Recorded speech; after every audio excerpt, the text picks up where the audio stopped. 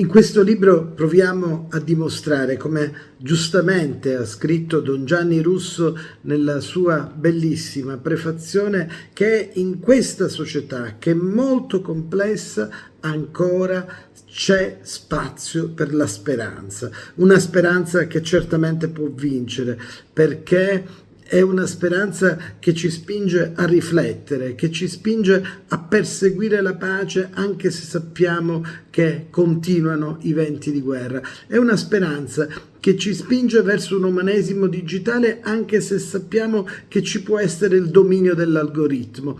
È la speranza che ci guida a rispettare l'altro anche se sappiamo che è una società affetta da cattivismo. Abbiamo provato a rivendicare quelli che sono i nostri valori, le nostre idee in un volume di riflessione, in un volume dove certamente proviamo a dare una lettura, non abbiamo certezza nelle risposte, ma ci poniamo le domande che possono essere utili per vivere meglio.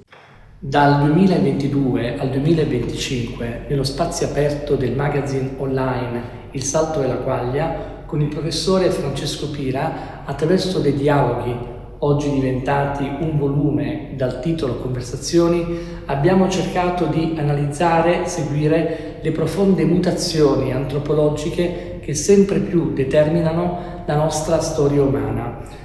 Nelle pieghe delle parole, quali pace e guerra, solitudine e comunicazioni, abbiamo cercato di costruire un enorme cantiere educativo, culturale e sociale. In queste conversazioni c'è incastonato l'auspicio che la cultura, l'educazione, la comunicazione tornino ad essere centrali nel processo di cambiamento e costruzione di un nuovo umanesimo digitale.